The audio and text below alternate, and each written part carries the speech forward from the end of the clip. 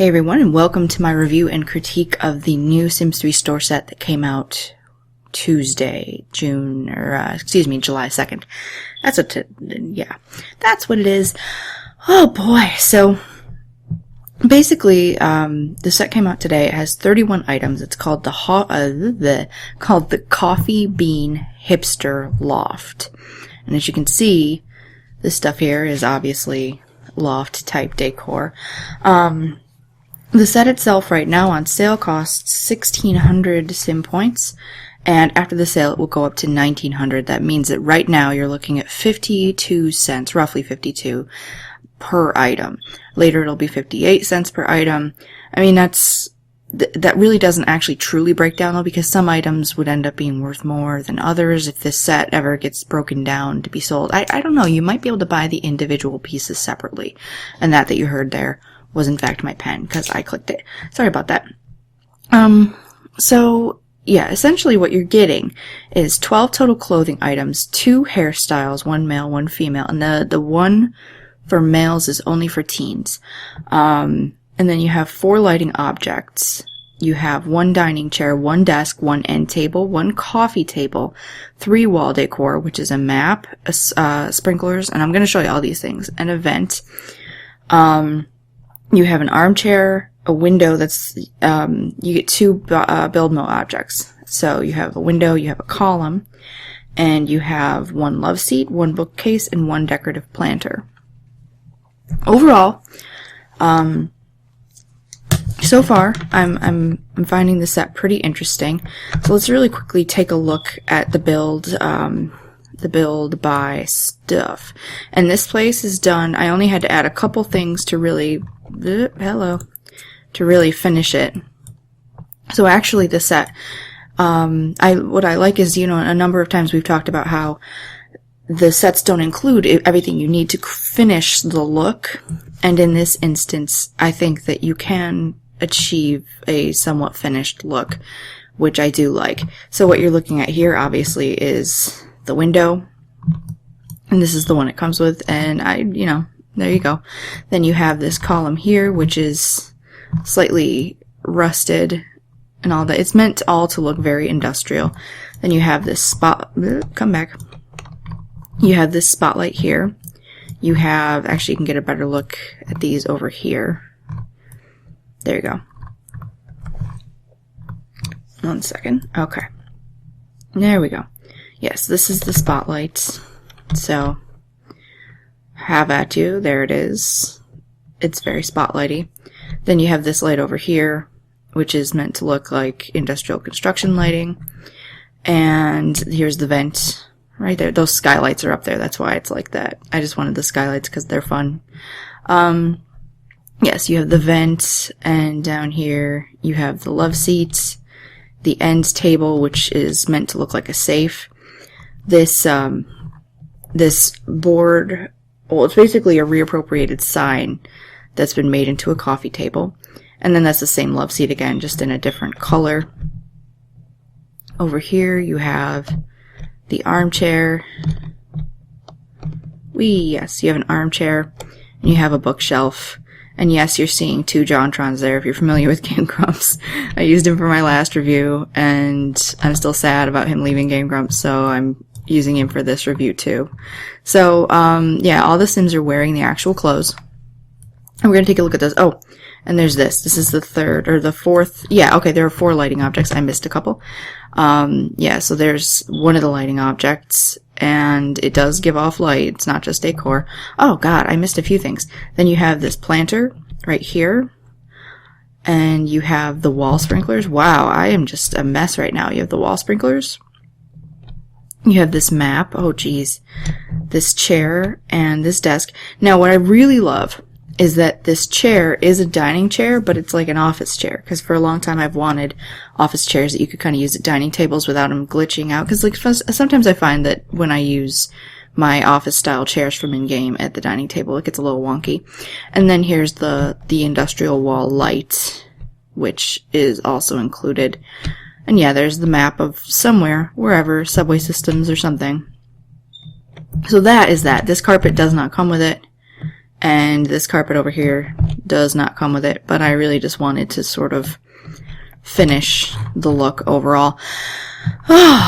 So, yes, without any sort of further ado, we will take a look at the clothes. Be right back. So we are back, and we have our sim. And what I've decided to do is really quickly, before we talk about the clothes and all of that, I'm going to read you the description that goes with the set. So, it says, "So some of us are going to hang out in the loft and write some poetry. You could come along, or not. It doesn't really matter. We just thought that since it's a pretty cool industrial loft and with lots of lofty things, that it might be cool and not at all pretentious. By the way, check out our cool new clothes and hairstyles. They're cool, huh?" And, yeah, oops, that's my flashlight that you're hearing. So that's the text that goes along with the set. That's your flavor text. We'll take a look at her clothes really quickly. As you can see, she's wearing a short hairstyle. While all of this loads, we'll just talk. So, let me zoom in. I do like this hairstyle. I don't think that there are enough curly hairstyles in the game. I feel like curly hair gets kind of a bad rap. You don't see as much of it, and when you do, it's not very well textured. No offense, but, you know, it's just how I feel. And I think that they did a great job on this hairstyle. I think that, yeah, it's still all loading. Let's give it a second. I think that, it's just flattering. I think it's going to look flattering on a number of Sims, and I'm super, super excited about it. Now, teen girls can't wear this hair. Which is why the teen that you're going to see, I put different hair on her. But the thing about this set is it does include clothes for teens and for young adults and adults. I don't know if it works for elders. I don't think it does. But, yeah, I'm actually really pretty excited about a number of these pieces. This would just be a sweater, a little pocket. It's boat-necked. It's got a gradient stripe here. It's like, you know, it's your typical sort of relaxed sweater. These pants are from Diesel Stuff, and these shoes are actually from Island Paradise. But what I want to like really talk about is that you can see the weave of what would be either like the rayon or the bamboo or the silk. I think that the texturing is beautiful on it. It really does genuinely look like a sort of like a heathered weave, and the drape on it is fantastic. I think that this top is really, really good. And, yeah, so there we go. Let's look at outfit 2. And there's one more article of clothing that we'll need to put on her. And I haven't found it yet in the thing, so that's actually going to take a minute. So, let's go. Haha! Snarkushla indeed. Alright, so here is the second outfit. The tights, obviously, I just put on her. She's wearing boots from University Life. Yes. So this is, in fact, the dress that, you know, it's a dress, it's a sweater. It's obviously an asymmetrical hem. It's almost like fishtail, really. And then it has a bloused out sleeve, you know, blah, blah, blah. Little collar, button down. Very simple, 3/4 sleeves. I do like this dress. I think on her, it can work. I just realized she looks kind of like Aunt Zelda from Sabrina the Teenage Witch right now, which I'm not disapproving of. So, yeah, I think that this dress on the right sim can look good. This is probably not super flattering on a heavier sim. I think that's kind of a problem. I think it's really just an issue with the body model for heavier sims. It's not anything in specific with the clothes, but yeah, what are you gonna do? Alright, let's look at the last thing.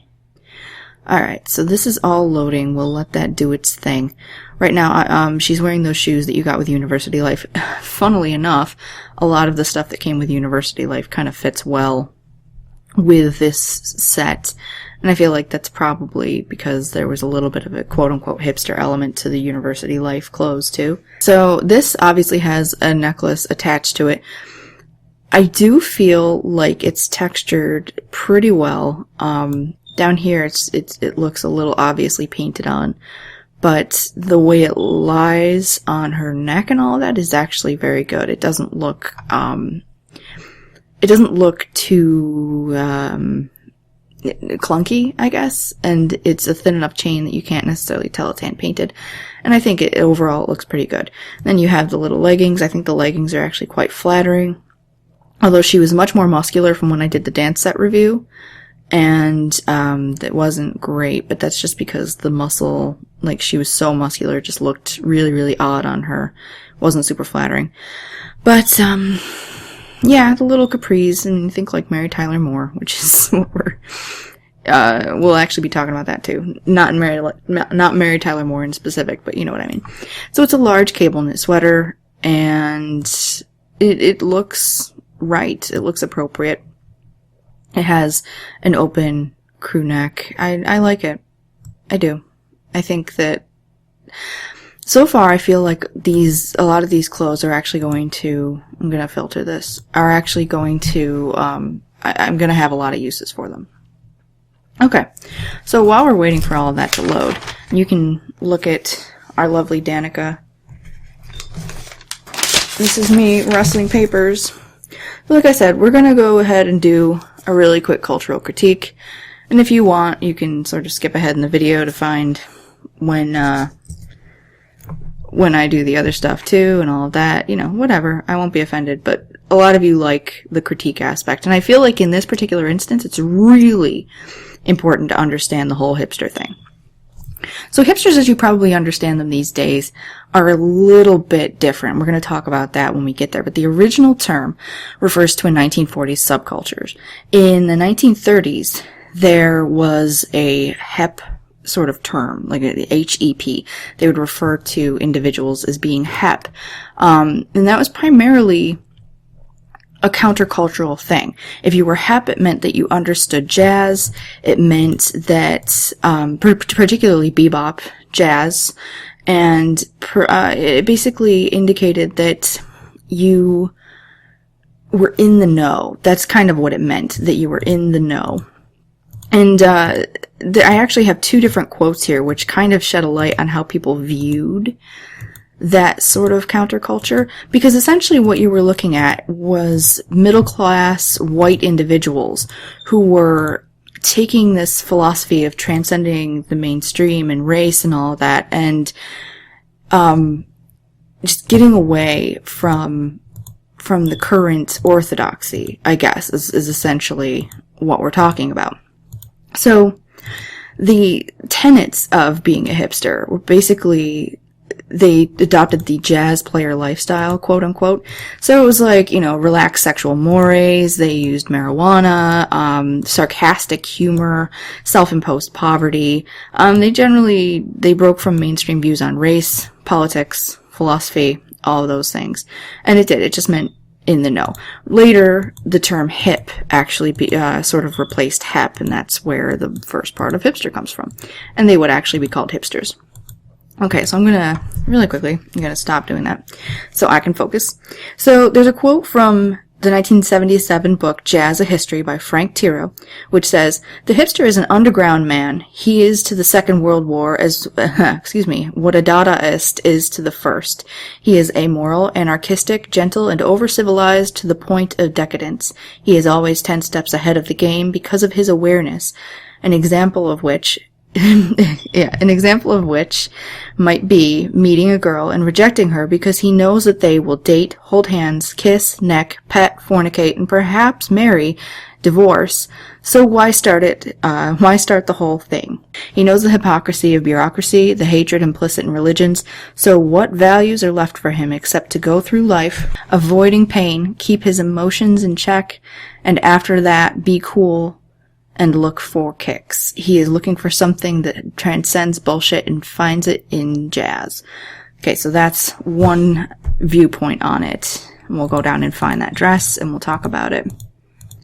An important thing to note is that, like, the term hipster itself, it refers to a counterculture. That's the most important thing of note in terms of what we're going to have to say about modern usage of hipster. And hippie actually comes from a very similar place. Hippies were operating on a counterculture wavelength. They weren't happy about about Vietnam. The same as these individuals weren't happy, like about, in the 1930s and 40s, they weren't happy about World War II. And while other people weren't, jazzed about it either, these individuals sort of dissociated themselves from the sort of societal obligation of caring about these things, and not in necessarily a disrespectful way, but because their philosophies differed from essentially their philosophies differed on the matter. And so, yeah, that's that. Let's keep looking for this dress, though, because now I gotta focus. I have a hard time doing too many things at once.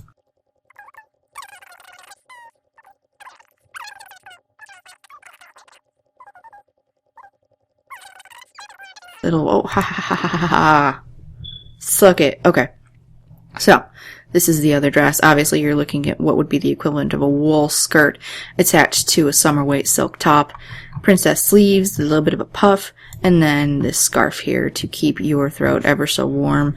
And you have these knee-high leg warmers, essentially. Well, they're thigh-high leg warmers, and they're not keeping your ankles warm, but that's, whatever. I actually think the shoes look pretty okay with this, so we lucked out. So that is that for that.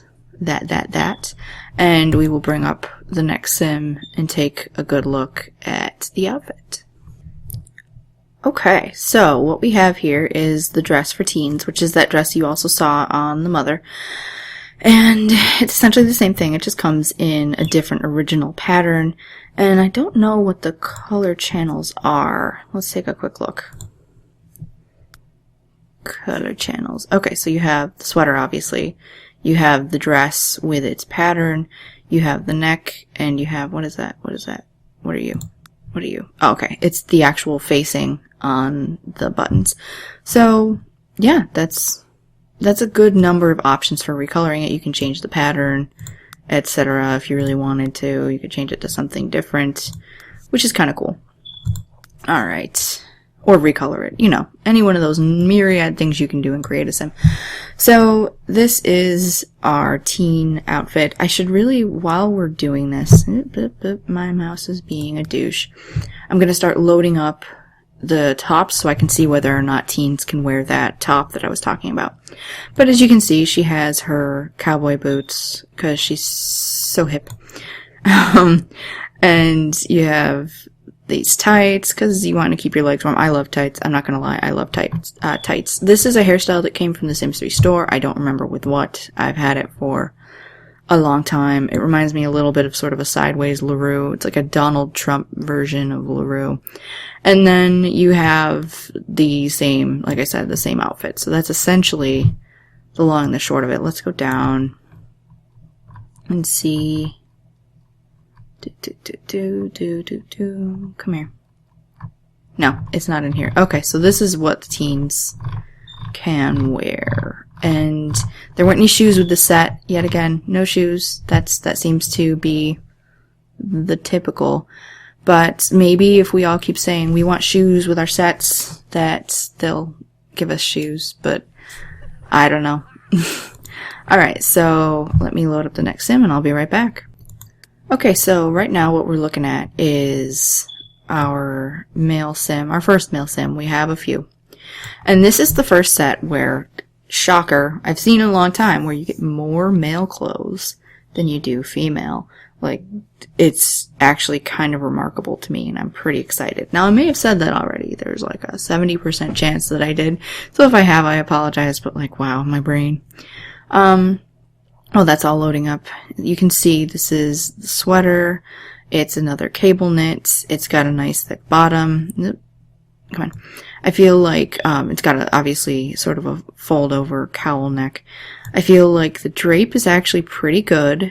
But as your Sims get more muscular or bigger, that this sort of gap down here, even though it looks like a heavy material, which that's the thing, these heavier sweaters can get away with that because they're meant to be made of a heavy material, but I feel like that gap is actually gonna sort of be more noticeable with a larger Sim. And you have this clasp closure which is actually pretty neat looking. And that's essentially what there is to be said about that in particular. We're going to bring up the next outfit. So here we have our second outfit. This is a wool jacket with, with what looks to be like silk piping.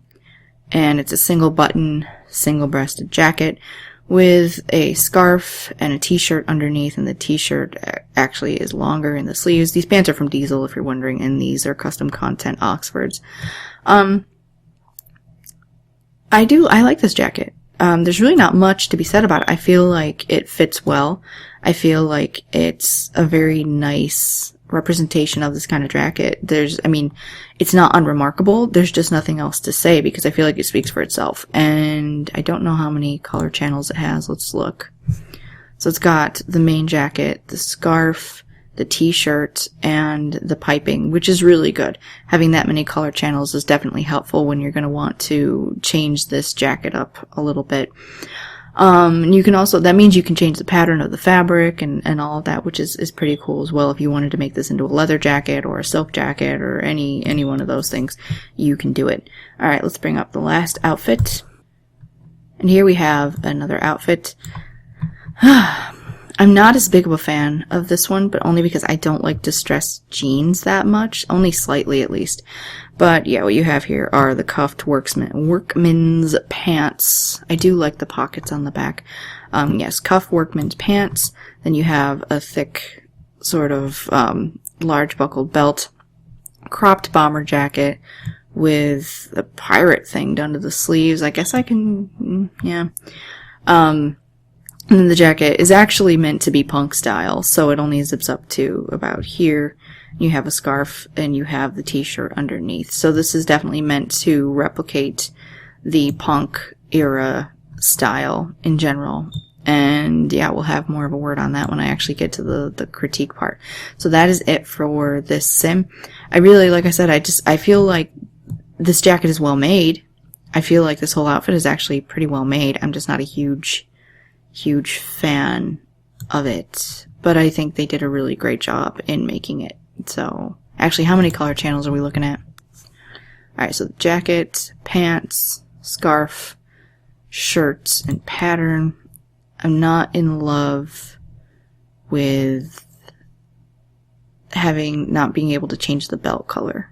I'm not super jazzed about that, but, sometimes there are definitely limitations because there are only 4 options there for recolor channels. I should see if there's a mod that allows you to have more recolor channels. Okay, we'll be right back.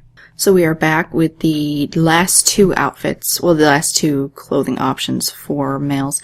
You're probably thinking, that's the same dude we were just looking at. This is actually a different sim. This is his evil brother Tron. So there you go. And I used the University Life shoes. These are the Nightlife jeans. There aren't very many good looking jeans for guys, but what we're actually trying to take a look at here is this cardigan. Now, the cardigan actually looks like it's made of a very lightweight sweater material, which you don't see with a lot of the cardigans that you get from the store. And obviously you have this this shoulder facing up here, which looks to be some sort of distressed leather. And then you have the button-down shirt with the mother of pearl buttons and the sort of bias facing, which I think it works. I think you can do a lot with this jacket and just the sleeves and the way it lies. I think it looks really, really good. We're going to go on to the second outfit. And lastly, for our adult men, we have this shirt here, which is, scan forward, please. Do it. Thank you. Which is sort of a lightweight t-shirt with a cropped waist. And then a lightweight sweater underneath, arms folded up. I do like the way that this lies with skinny jeans. I don't think it would work otherwise, but I think there's a little too much of a gap at the bottom. But again, I think that's going to depend on the weight of your sim and all of that. Right now, for some reason, my voice is getting really scratchy. Oh well, sorry about that. Okay, so that's what we're looking at now. Now, I believe teen males can wear this shirt too. So we're all set on that, and I'll see you back with our young gentleman.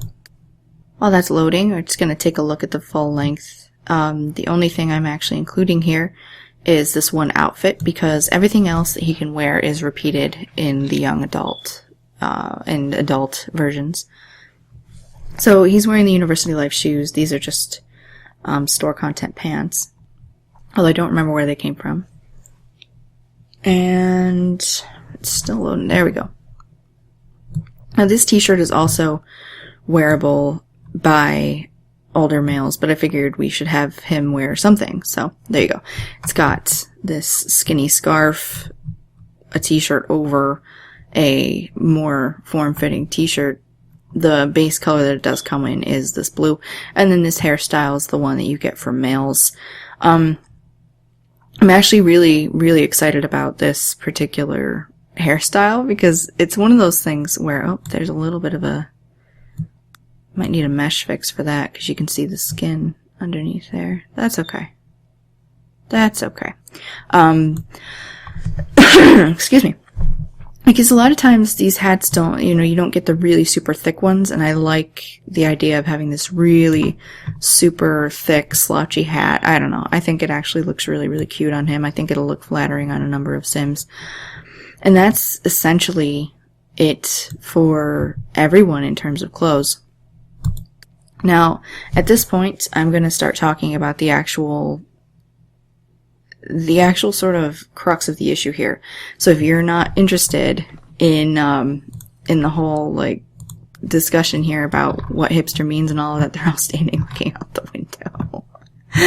That's totally cool. You can go check out, any other video, whatever you want.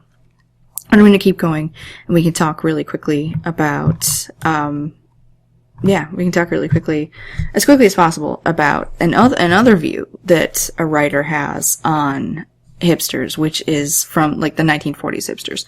So, in a book in 1999, there was, oh god, I forgot to get the writer. I'll put it in the description. But basically, it's from a book called The Dark Ages: Life in the United States. And it says, the hipster world Kerouac and Ginsberg drifted in and out of from the mid-1940s to the early 1950s was an amorphous movement without ideology, more a pose than an attitude, a way of being without attempting to explain why.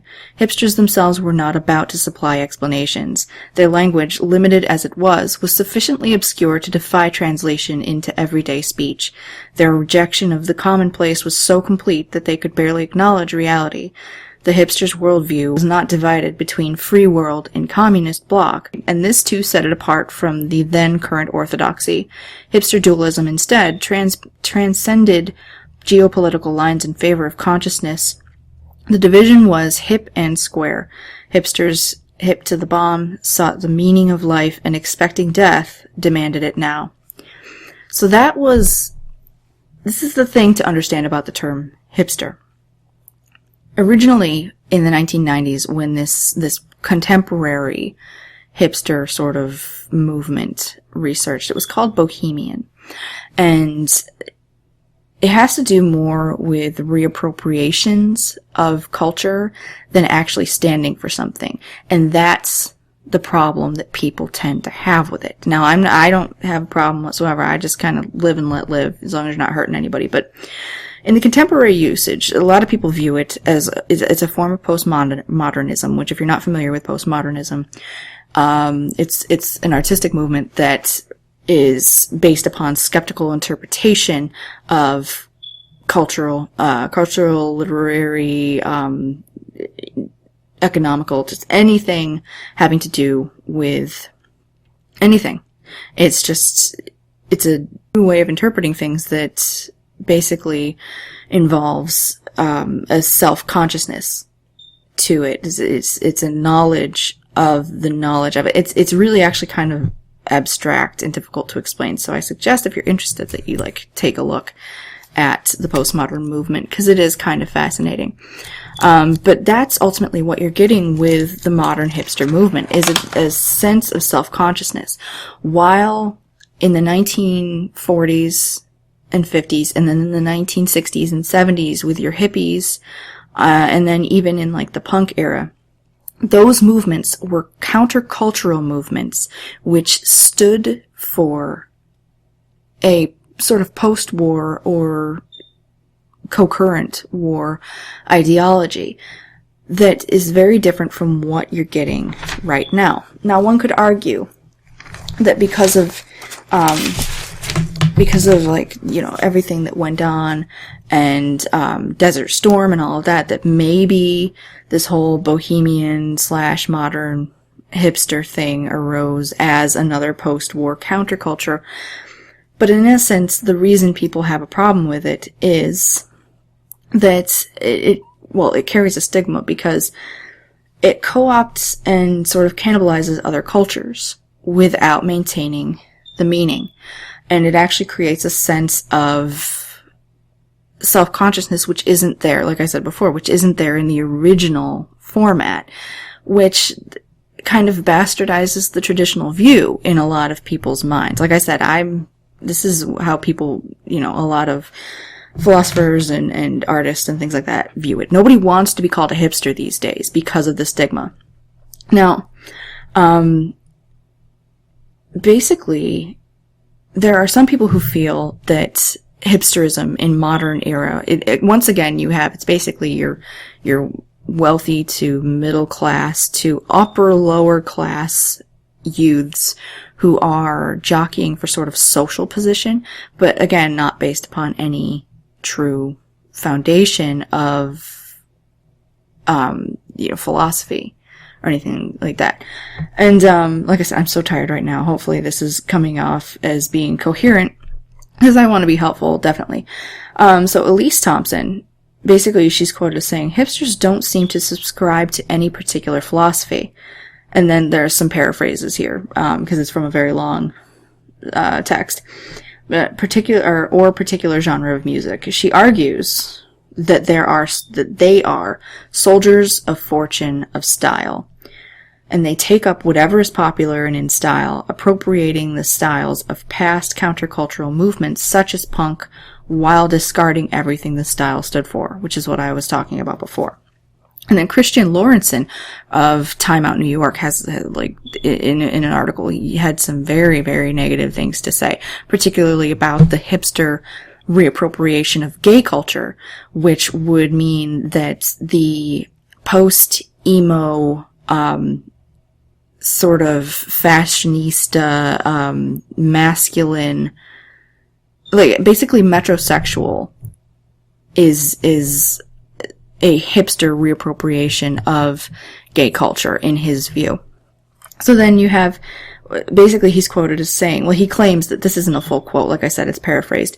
He claims that hipsterism fetishizes the authentic elements of fringe movements of the post-war era, beat, hippie, punk, even grunge, and draws on the cultural stores of every unmelted ethnicity and gay style, and then regurgitates it with a winking inauthenticity. So, the reason I'm telling you this is because a lot of people, they know that the word hipster carries a good deal of ire. They know that you don't want to be known as a hipster. But the difficulty here is that there's this sort of nebulous, amorphous element to it. It's like, why do we call people this? And why do people who would typically fit the definition of a quote-unquote hipster want to get away from being called that as much as possible? And that's why. The modern, contemporary term hipster refers to someone who absorbs popular and trendy things in conjunction with other subcultures and basically mutates them and takes from them everything that they like and leaves behind the original meaning, to the point where the actual thing that they took no longer has meaning. So that's why people, and like I said, this is just a common view, that's why people have a problem with quote-unquote hipsters. Now, that being said, and again, this is like a lot of heavy stuff. That being said, I do like this set. I don't necessarily see loft culture and design as being quote-unquote hipstery. I like wearing cowboy boots with skirts and tights. I like chunky sweaters and things like that, but I do also like understanding the cultural significance of things, and I feel like you can have a hipster style and not be a quote-unquote hipster. So, while it's a pejorative term, it's actually really, really difficult to identify a true hipster, because I don't know anybody who embodies this sort of style in my life who doesn't care about the traditional meaning of these things. You may know people like that. I don't. But at the end of the day, you know, I don't hate anybody. I don't believe in the word hate. I mean, I'm saying it right now, but you know what I mean. I don't believe that hating anything is worth my time, is worth my principles. It's not worth anything to me. I don't believe in hate. And I feel like this movement gets a lot of unnecessary ire that people are putting their energy into. But at the same time, like I just described, there are a number of people in the quote-unquote indie culture who are highly offended by the way that the quote-unquote hipster movement strips their art and their style of its meaning. So this is actually kind of a big mess, really. It's the whole thing is a big mess. So I figured I would share that with you. Sorry if it's a little long, but I definitely wanted to share with you so that you understand what it is about this whole hipster thing. Why the flavor text for this is kind of, jeering and all of that. So, yeah. That's the bottom line. Now, the big question. Do I feel that this is worth it? I've decided, one of my regular viewers, Johnny said so, he said in my last review in the comments, I don't know the quote exactly, but he was right. Basically, at this point, we all know that these sets are overpriced. But we have to decide whether or not we just really want the thing, pick our battles, and buy the things we want and leave the things that we don't. But, I mean, there's more to it than that. He's not saying we should just blindly hand them money. It's just one of those things where you have to pick your battles, because complaining about these things being overpriced doesn't seem to have made a difference that much. Although, right now, you're getting 31 items for, $16. I don't know. It's difficult to say, like I said before, it's difficult to say whether or not these things are quote-unquote fair, because I'm not a programmer. I do not make custom content. But there are people who do make custom content. However, a lot of that custom content that's created for free is meshed off of current EA designs. So, without those designs, you wouldn't have the stuff that you can get for free. Then you take a step back from that, and things that do have to be meshed from scratch often require a donation or a pay thing to something like the Sims resource. The donation thing is fine. If you're going to donate to someone who has a site like Around the Sims or something, these people work very hard. So then it kind of brings up the question of value. What are these things worth? I don't know. So I'm not going to tell you whether or not I think the price is fair. Do I think it's a little expensive? Yes, I do. Do I like the stuff? Yes, I do. And I'm glad I got this set. I can see a lot of a lot of uses for it. So that being said, we've talked about some sort of heady stuff. I hope that most of it came off as being coherent. And honestly, if you stuck through all of this and listened to me, I really, really appreciate it. Give me your thoughts in the comments. Know that I mean no disrespect from any of the things I had to say about modern hipsterism or any of those things. This is just sort of a critique because that's what I do with The Sims, because I am crazy apparently. So thank you very much, and I will see you next time. Bye.